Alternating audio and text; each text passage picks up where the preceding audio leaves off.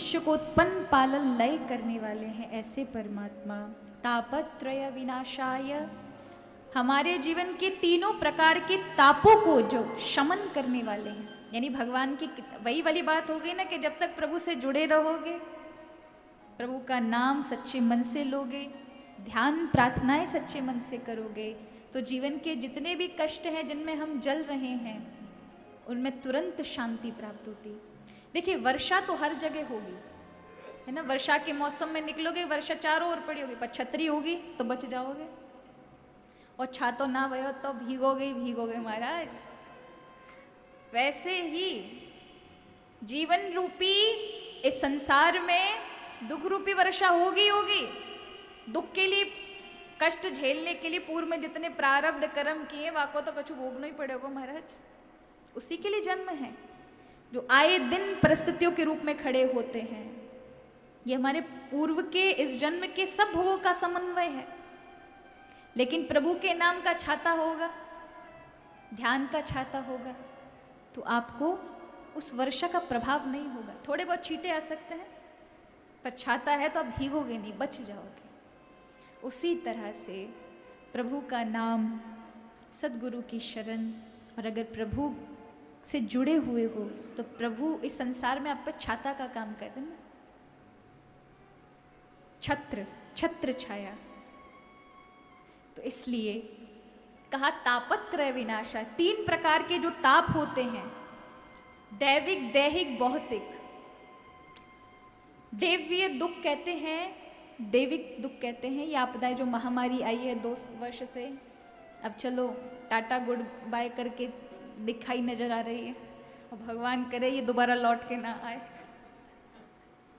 जाने बड़ो परेशान कर लियो महाराज, पर बहुत कुछ सीखने लायक भी है।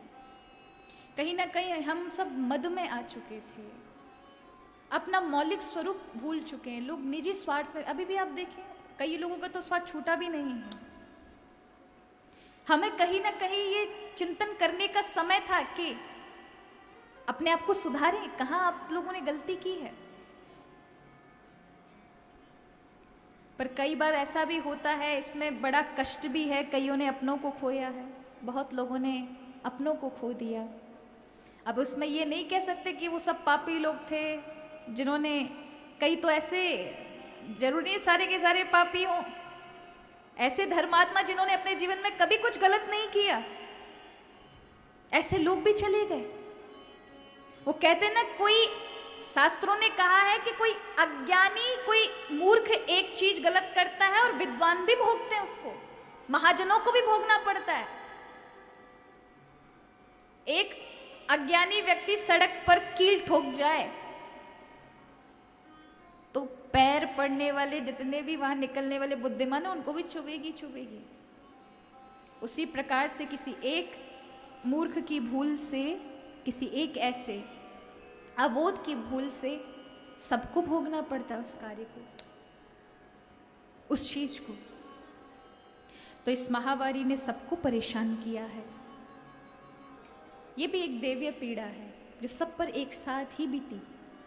एक दैवीय पीड़ा का स्वरूप ये भी है कि जीवन में सब कुछ है लेकिन मन अशांत है, परिवार में बन नहीं रही, किसी में प्रेम का, सब में प्रेम का अभाव हो, इससे भी दैवीय पीड़ा कहते हैं।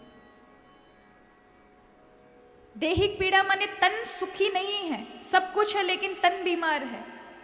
एक दुख होता है भौतिक, जीवन में तन अच्छा है, मन अच्छा है, लेकिन धन नहीं है, मन का सा कर नहीं पा रहे।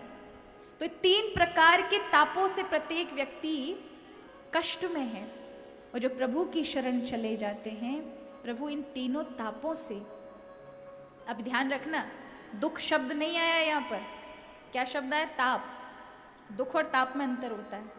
ऐसा नहीं कहा कि भगवान दुख समाप्त कर देंगे, दुख के लिए तो आप भोगने के लिए आए हो महाराज। एक दुख, अब बताइए बचपन में इतने सारे, बचपन से लेकर आज तक दुख की समाप्ति हुई क्या? एक समाप्त होता है दूसरा उत्पन्न हो जाता है, उसकी समाप्ति होगी तीसरा खड़ा है दरवाजे पर आने के लिए। यही जीवन है। पर भक्त को दुख दिखता नहीं है। जो भगवान के चरणों में हो, भगवान के जिसने चरण पकड़ लिए, उसे कैसा कष्ट, वो तो वो सोचता है कि प्रभु जो मेरे कर्म प्रारब्ध से मुझे भोगना है वो तो मैं भोगूंगा, लेकिन आपके नाम से जो भी कर्म करूं उसका परिणाम जो भी मिले मुझे, मैं जानता हूं कि वो आपकी कृपा है। उसमें भी वो कृपा का तो उसे दुख अनुभूति नहीं होती। तो ताप कहते हैं कि आपके जीवन में दुख का संकट आए, दुख तो आया लेकिन संकट का अनुभव आपको ना हुआ।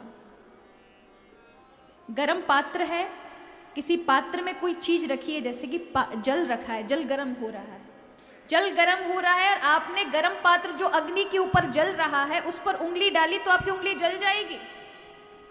आपने उस पात्र को उठाने की चेष्टा की तो आपकी हाथ की खाल भी शायद निकल जाए, इतना गर्म है। लेकिन उसी को अगर आपने कपड़े से उठा दिया तो ताप नहीं लगेगा, हाथ नहीं जलेंगे। उसी प्रकार जीवन में ऐसे ही गरम गरम दुख आएंगे, लेकिन भगवान रूपी, नाम रूपी, भक्ति रूपी कपड़ा होगा तो दुखों का आपको ताप नहीं होगा। तो तापत्रय विनाशाय श्री कृष्णाय वयम नुमः। हे प्रभु, आपको प्रणाम कर लेने मात्र से 3 प्रकार के ताप नष्ट हो जाते हैं।